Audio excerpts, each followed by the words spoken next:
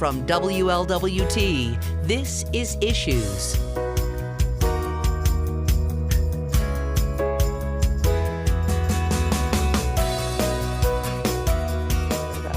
Hi, welcome to Issues. I'm Jan-Michele Lemon Kearney of SESH Communications and the Cincinnati Herald. We have a really good show today, as always, but really great guests. A little later, Michael Bobo is going to interview the Cincinnati Health Department and Mindpiece about suicide prevention. It's a hot topic, something you really need to know about as a parent and as a young person, so we're going to talk about that. We're also going to talk about the 20th anniversary of the African American Chamber of Commerce, and they have a great gala coming up with a really special guest, and you don't want to miss that.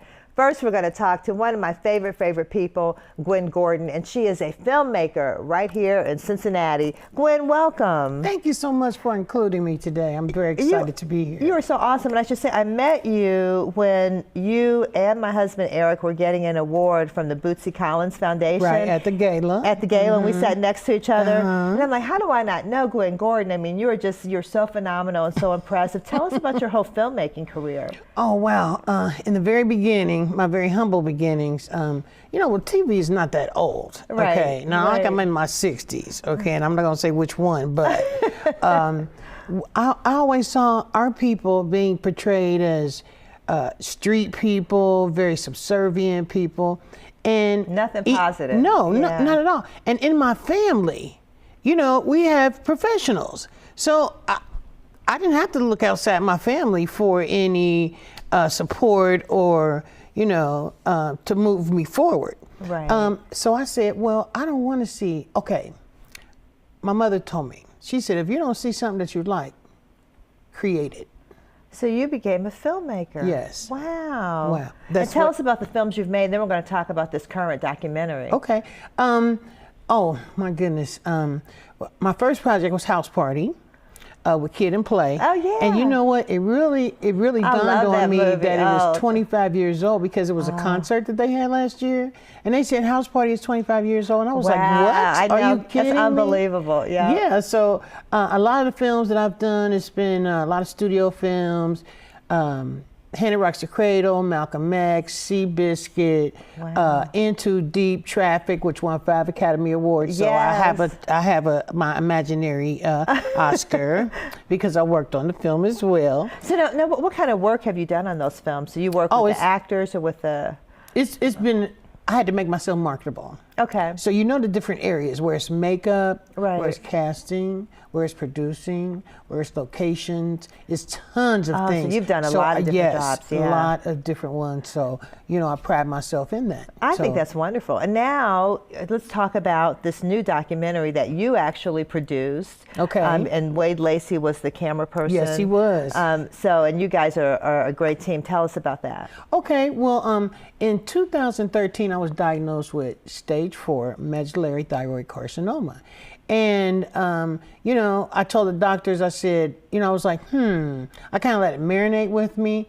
And the doctor said, well, what's with you? We just gave you life-altering information. And I was like, you know what? I said, I can understand and appreciate that you know a lot about science and biology and physiology, and I can go on now, but I won't. I said, but you know what? You are merely here to watch a miracle happen. Oh. Okay. And I told them that, okay, just what do we do next? Okay, so they were like, oh my God. Okay. But it was great. And then I was inspired. I guess God kind of directed me to do this documentary because a lot of conversations need to be had. Right. And among the people that were in the project, I've known for 10, 15, 20 years, and I just found out that they were dealing with these issues. One woman, she has pseudo tumor cerebri, and she's one of 100 people in the world that has that condition. Now we have breast cancer survivors, right, a medullary thyroid cancer survivor, but see, they took my thyroid, but they had to take, now it's metastasized to the lungs. So we're just doing experimental. And you're saying things. you're on a kind of experimental treatment for Right. that? Okay. Right. So now, are you in the documentary talking about your story Yes, too? yes, I am. Okay, Yes, so I there's am. several people talking about their story. Oh yeah, and they're very complicated or very deep subjects, you know. Now, what I did was I submitted the project to the ABFF, which is the American Black Film Festival. It's 21 years old this year. Yeah. And I mean, a lot of people have come through there, like Anthony Anderson, Taraji P. Henson, Regina Hall, which is our ambassador for this year in June in Miami. Wonderful. So we submitted the project in February. Now it's what, May? So I haven't received a rejection letter yet. And other people have. Yes, So, which is that why I we're know. thinking Yes. maybe. No news is good news. No news but is good news. Yes, I'm thinking that we're going to get a deal. Okay, so you might get a deal with that. We're really praying for that, and so that Yes. it would air when if that happens. It would be aired on whichever network Okay. picked it up. So once it goes to the Black Film Festival, Right. then it's a matter of a network picking it up. Correct. So which means you're going to have to keep us updated. Oh, for You're going to have sure. to let us know. For sure. So that we can see it. Because I know, let's just say that's going to happen, but even if it doesn't, I know there's a plan B. Oh, So, yeah, it is. All right. So is there a number for people to reach you to get in touch with you, or a website? My email address is Gwendolyn Gordon 320 at gmail.com. That's the best way to reach me. Gwendolyn Gordon 320 at gmail.com. Correct. Okay, so we're going to stay in touch with you, Gwen, to find out what's going on with this film. And it's called what? What's the name of it? It's called Journeys. Journeys. I like that. Yes. Okay, and so all these people interviewed, including you, have been on a journey, and so and they're sharing that journey. That's going to be really inspirational. Yes. So it is really done. It was really made to the testament of God's glory. And all these people that are involved in that are really getting stronger and stronger because they've let their story out. And you're going to tell that story. Thank you, Gwen. Thank you for coming. Thank you Oh, so you're much. beautiful. You know I love you. I love you too. Stick with us. We'll be back in just a moment.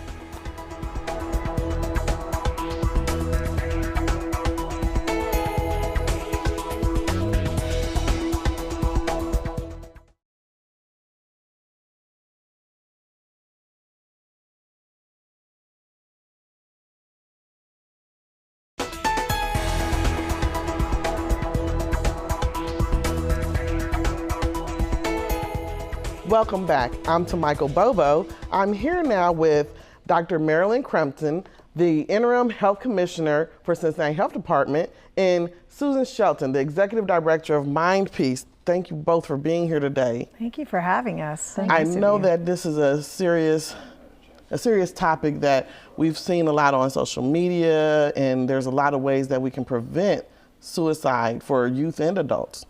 Can you tell me a little bit about what you all do over there what you're doing at the Cincinnati Health Department? Sure. So one of the things we're doing is trying to work with our partners, which is why I'm excited that MindPeace is here with us today. And the messaging that I think is important for people to realize about the work that we do is, as far as suicide goes, we know in adolescents and teenagers that when one suicide occurs, there is an increased risk for more suicides in the community. So it does put us on alert. And so we reach out to our partners like MindPeace to say, what is the work that we're doing that we need to make people aware of so that the resources are readily available to the adolescents themselves, to the families, and to the community to reach out and support our teenagers and anyone who is at risk for suicide. Yes, I believe that they call it suicide contagion or copycat suicide. Right. That's right. What are some of the ways that we're able to mindfully report about this? Well, I think it's really important for kids and families, first of all, to be able to talk about their feelings as much as possible. So if kids are, if they're feeling hopeless, if there's a change in behavior that parents and teachers and schools are noticing, that they actually ask the questions to our youth about how they're doing, and to really not be afraid to say, are you feeling like you're going to kill yourself? Do you have a plan? Do you have a plan to kill yourself? Sometimes those words seem so frightening that we don't want to say them. And so people don't. And we need to ask those very direct questions when we become concerned about changes in behavior with our youth. The other thing is that we can get access for help. And there are lots of ways to do that now in our community in Cincinnati. We have a really robust system of care for kids, and that what's MindPeace is really about, helping kids get access to care. And so when people are nervous about it, they can reach out. Many schools now have therapists that are co-located in their schools. Okay. So we have partners with therapists and organizations that provide mental health services. Mm-hmm. We have a lot of outpatient services that are in offices if families feel more comfortable doing that. There are now services in clinics too that are available. So I think it's really important for families to feel like they can reach out and get help. And then the other thing is to be really much more aware about what's going on in social media and in the media, because we've even had a series that we spoke about earlier, yes. 13 Reasons Why, which we're very concerned about, to be honest. If kids have depression or have suicidal thoughts, we really advise that they should not watch that series. How can a parent stop? Because I know there are some people, some schools that are banning the children from discussing it at school. How can you stop? I know when I was a kid, I was always talking with my friends. We would be on the phone all night, all day. How do you stop a child? You can't be with them 24/7. What do you do? Yeah, and I think that's one of the things we have to do as the adults is we have to realize that social media is there, and we have to learn to work in this environment rather than just sort of declare we're going to stay outside of it. And I think some of the message that we wanted to give is that this film is out there, that we do have concerns that for anyone who is either seriously depressed or in having some really serious circumstances going on, they may look at this film and that may contribute to the risk. So it's really important that we know if students and adolescents are watching the film, that we're having conversations, that they watch it with an adult, with someone who can help support them through it. And the main thing is there is so much help that's available to talk through this, to restore hope, because that's what we're trying to do. Some of the reasons that we see that we are having our teenagers struggling is a loss of hope. Mm-hmm. They're feeling that they're being bullied. They don't feel like they have any support around them. They see terrible things happen to the people they care about. And so we need to be aware of that and realize that they are equally, if not more, sensitive to the stresses that we're experiencing. You almost could give them like an extra portion of that. Is there currently an upswing in a certain ethnic group or anything that may be experiencing this more now than before?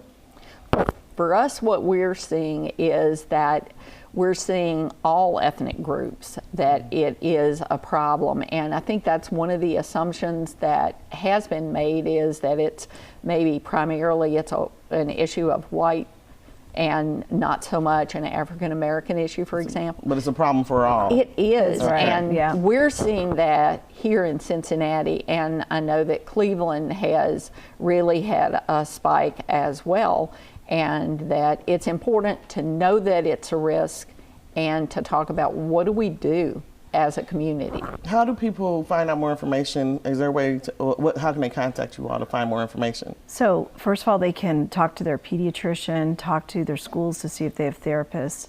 MindPeace has a website with a searchable database, www.mindpeacecincinnati.com. Okay. And then if a child really is actively suicidal, of course, go to or call Cincinnati Children's Hospital for immediate concern. We'll definitely give a link on WLWT.com to the MindPeace website. Thank you. Thank you so much for being here today. Thank you. We really are happy that you gave us this information, and we hoping that all the youth find someone to talk to if they're having problems. Thank you. We appreciate it. We'll be right back.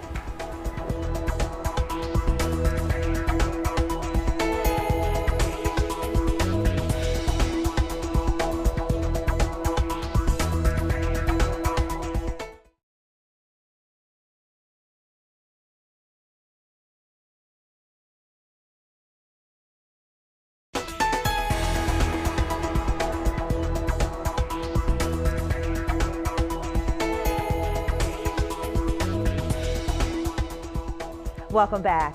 Well, it's unbelievable, but the African American Chamber of Commerce has been around for 20 years. And here to talk about their upcoming gala and all the exciting things going on at the Chamber are Eric Kearney, President and CEO, and Stevie Swain, Board Member and Chair of the 20th Anniversary Gala, which is May 20th.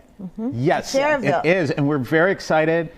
First of all, we're very fortunate to have Stevie as our chair. I know, she's done a awesome. remarkable We love job. Stevie. She really has done a remarkable job with it, and it's a very exciting event. So tell everybody about the exciting entertainment, which is that's really going to draw people in. Okay, so good. let's just go ahead and drop the big bomb now. Yes. We have been fortunate enough to get Chico DeBarge as our national Yeah, the DeBarge. act. Right. The ladies love DeBarge. Right. So we were able to get him to come in and he'll be our dinner entertainment. Oh, wow. But actually, That's huge. I just wanted to take a moment to say I am truly honored to have the opportunity to work on this particular event. This is a prestigious event for our city and for the organization. And I'm looking forward to us having just a really good time. Yes. It's an opportunity for us to acknowledge, hence the honoring our past to secure our future. We want to acknowledge those that came before us. And so it's going to be special on this night that we acknowledge them and thank them for their blood, sweat, and tears, but we also want to make sure that we are bringing something forward that they can be proud of. Right. So we'll be honoring the founders.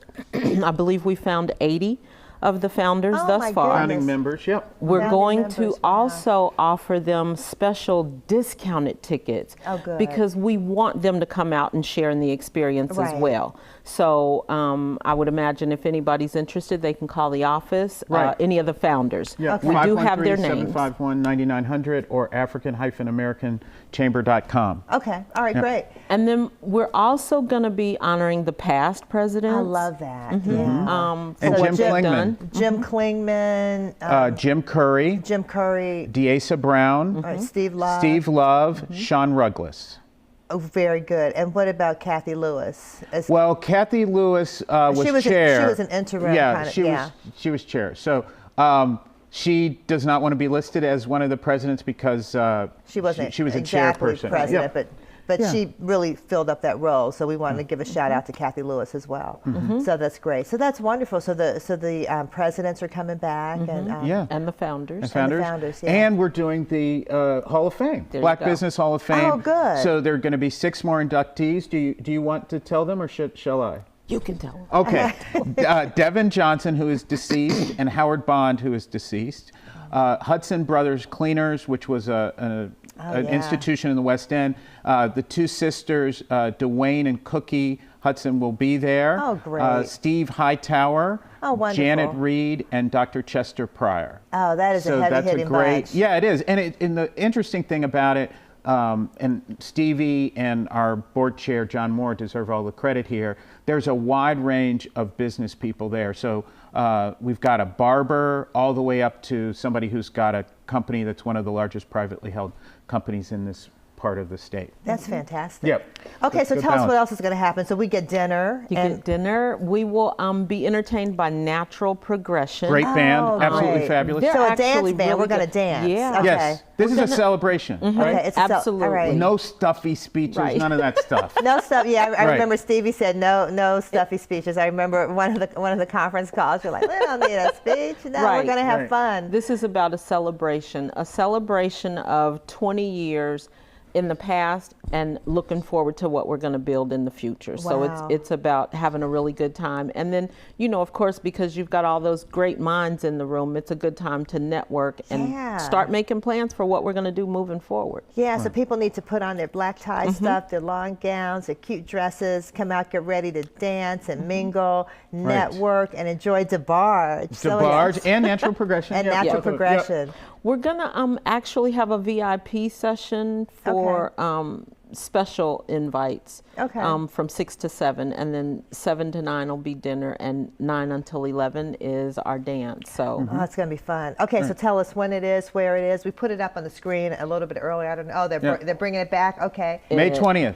Okay, give us the whole Sharonville rundown. Convention Center. If you need tickets, African-American-Chamber.com or dial 513-751-9900. That's fantastic. And I was going to say, we're really thankful that the African American Chamber is sponsoring with the Cincinnati Herald the Bright Awards on May 12th. Yes. And I was going to say, Mr. Hightower's son, Jason, is one of the honorees. Right. So this is the millennial young the YP event that's going to happen on May 12th. And people can go to the CincinnatiHerald.com for tickets to that. But we really want to push that gala because that's going to be so much fun, and we want everyone to be there. We still have a few tickets left, so People be need to sure, hurry. Yeah, they need to hurry people up and do get their need to tickets. hurry. Yeah. Right. Last That's day true. to purchase tickets are going to be, I believe it's going to be the 12th. We were thinking the 10th, but I believe we're going to move it to the 12th. Friday, May 12th. Okay. So people can think Bright Awards and last day to purchase for the gala. Okay. Right. So the gala again, Saturday, May 20th Yes. at the Sharonville Convention Center. And for more information, people can call 513-751-9900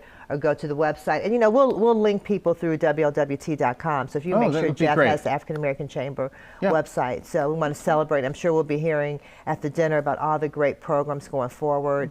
The African American Chamber does so much to support Black businesses, and so we're really thankful. We're the largest chamber in the state of Ohio, African American chamber Right. in the state of Ohio, and one of the oldest in the country. So That's people fantastic. should take pride in that. Our Thank- business community should. That's certainly. great. Well, thank you, Eric. Thank you, Stevie. Yes. We'll see you guys soon. It's great being on Issues. Oh, thank you. Stick with us. We'll be back in just a moment. We've got it.